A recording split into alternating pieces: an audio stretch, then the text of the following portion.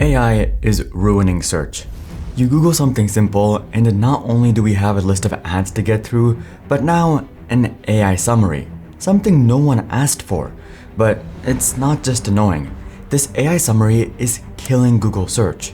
Companies are dying and losing millions in revenue, and many are even suing Google. This is how and why Google's AI overhaul is eating the internet alive.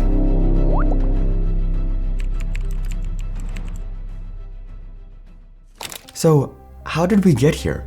How did Google ruin their biggest product while trying to make it better? This all centers around what Google calls the Search Generative Experience, or SGE. You know it as the AI overview box. Let's say you search something like, where's the closest Walmart? Before, you got a map and 3 bulleted links with the nearest addresses. But now, you get an AI summary giving you information you already know, or worse, something totally unhelpful. A quick online search for Walmart near me will provide a list. Thanks, Google. The top third of the screen is now just this AI summary, and that's before we even talk about the ads. Google has quietly expanded the number of sponsored links at the top over recent years. Where there used to be 1 or 2 small clearly labeled ads, now there can be 4 massive ad results. Combine the huge AI block and the sponsored listings, and it's not unusual that you have to scroll once or even twice just to reach the first real search result. It feels like Google's own features are hogging their own results, actively crowding out the answers you actually want. The proportion of space dedicated to useful information is shrinking, and the effort you need to get to it is increasing. But despite this, that's when the AI is even correct. The AI overviews are notorious for spitting out dangerous nonsense. One of the most infamous examples was when Google's AI summary advised a user that drinking 2 quarts of urine would help them pass kidney stones quickly. This is because Google's AI is just an LLM, a large language model. It's pulling the most likely next response, much of which comes from Reddit. And to be clear, Reddit is extremely useful to find real fixes or information if you're a human who can filter the good from the bad. But some of these should have never made it to the front page. It's hard to trust anything Google says when much of what it very confidently gives you is blatantly wrong, harmful, or dangerous. Worst of all, it's almost impossible to switch this off. You can bypass it by adding -AI to the search or adding UTM equals 14 to the URL. Someone actually turned this into an entire page, which I'd highly recommend, but these are just workarounds or band-aid fixes. For many, AI is here to stay. But while this might just be an annoyance for us, it's actually ruining the lives of many. Many websites are now reporting dramatic drops in traffic and click-through rates. Instead of clicking through to a page, many users will view the information pulled from that page and will never click on it at all. Pages where AI summaries appear are now seeing this drop by 35%. And this is huge. Imagine a business's customers dropped by 35% or more. It would be devastating, and for online publishers, it's killing them. The Sun, a major news site, saw their monthly unique visitors from Google fall by 40% in a single year, dropping from 134 million down to 80 million. Chegg, the education tech site, watched their organic traffic crater, leading to a 24% drop in revenue in 1 quarter, a net loss of $6.1 million, and a staggering 90% collapse in its stock value. Their CEO publicly blamed Google's AI for unfairly using their content to keep students on Google. But Google doesn't seem to be bothered. In fact, they say it's the opposite. They claim AI overviews drive valuable traffic to publishers and that usage is increasing. But that's not what the data is showing. Google is taking content created by others, summarizing it to keep users on Google, and destroying said creator's business model in the process. This is exactly what led us to the problem Google is facing today. But how did we even get here? Why is Google destroying their own business?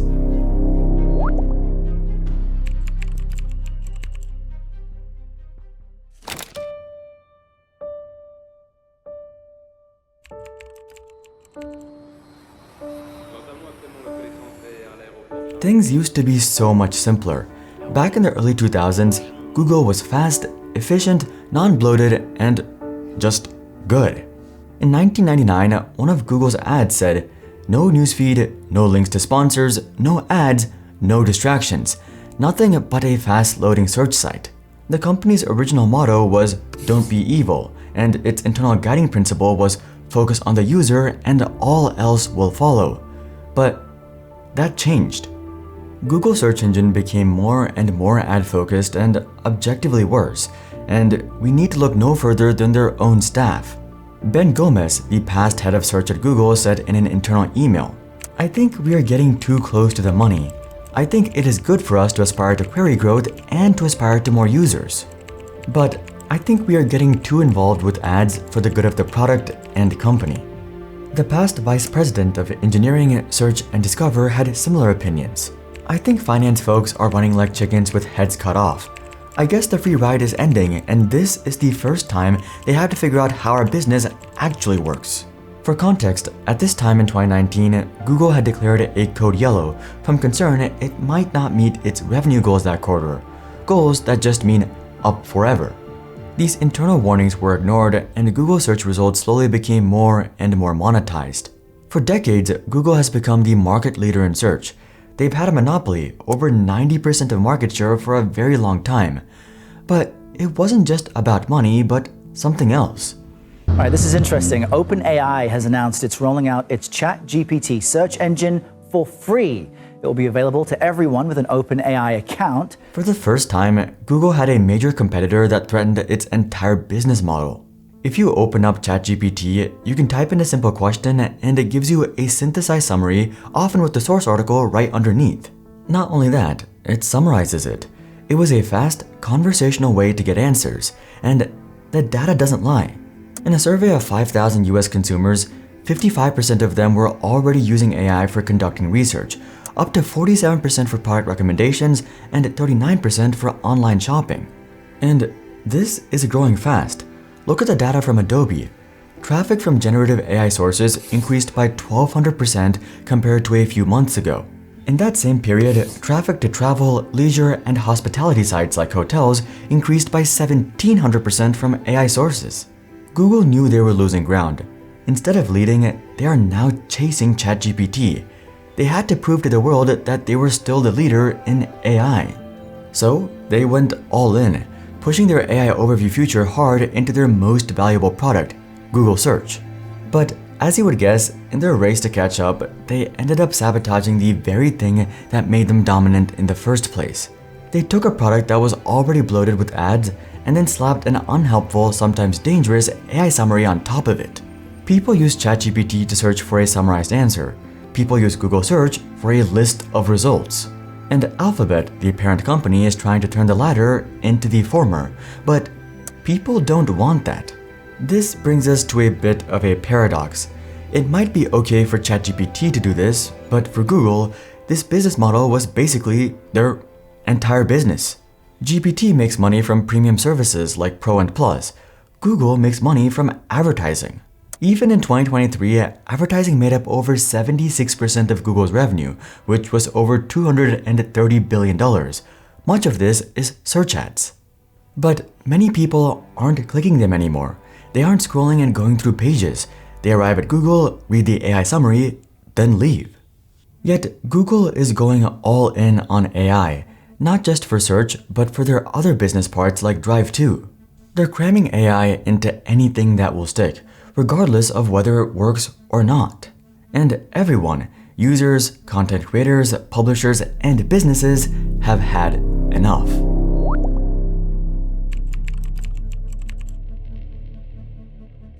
Google's market share is starting to drop. They've declined to 85%, which is still a lot, but Google doesn't drop in search, never, until now. Competitors like Bing and DuckDuckGo have begun gaining ground because they offer a cleaner, faster experience that doesn't force you to scroll past AI nonsense to find an organic result. Think about that. Bing has been a joke for almost its entire life, yet now it's looking a lot more appealing. DuckDuckGo in particular is good for an AI-free, ad-less experience. But while users are beginning to look for alternatives, publishers and content creators are now looking for justice. AI features are diverting huge amounts of traffic and affiliate revenue from their sites, so they are now suing Google. Chegg filed a US federal antitrust lawsuit. Their core claim is that Google's AI overviews drastically reduced their traffic and revenue, and that Google is coercing them into letting the AI use their content without compensation. Penske Media Corporation, the company that owns huge publications like Rolling Stone, Variety, and Billboard, is doing the same. They have filed a US federal antitrust and content use lawsuit, arguing that Google is using the publisher's journalism without compensation in the AI summaries, which has caused traffic to those publishers to drop significantly. And it's not just in the US either. The Independent Publishers Alliance filed an antitrust complaint with the European Commission. They argue that Google's AI overviews unfairly suppress independent publishers by prioritizing its own summaries. The FIEG, the Italian Federation of Newspaper Publishers, filed a complaint with Italy's communications regulator. They are asking for an investigation, arguing that AI overviews are a traffic killer, that they harm media diversity, and that this may breach EU rules. Everyone is sick of Google's AI experiment. The pressure is mounting on Google to refine or pull back the AI summaries, and Google seems to realize something isn't working. Recently, Google has been testing changes. For instance, sometimes the AI section only appears if you click a Generate AI Response button, rather than automatically cluttering the screen. They also insist they're constantly innovating to improve search, but they still have to deal with the lawsuits and declining market share. Google is caught in a trap of its own making. It is financially dependent on the ads that clutter the page, and seems obsessed with implementing AI features to compete with ChatGPT and other AI. But the result is a broken search experience that satisfies no one. And with ChatGPT potentially adding ads, they might also be coming for their advertising revenue too. For a company whose name became a verb for search, there should be no greater incentive to get this right. Hopefully, Google can return to their founding idea, focus on the user, and all else will follow. Speaking of focusing on users, on this channel, we focus on you, our valued viewers. We're trying to cross 1 million subscribers, and if you haven't subscribed yet, I'd really appreciate if you did. With vast investments in AI, shareholders are eager to see these features roll out everywhere. They're desperate to see a return, but that hasn't happened. What has happened is a worse search engine. Now, many companies are actually pulling back after becoming AI first. Check out this video to learn more, but until then, I'm Hari, and I'll see you guys on the next one.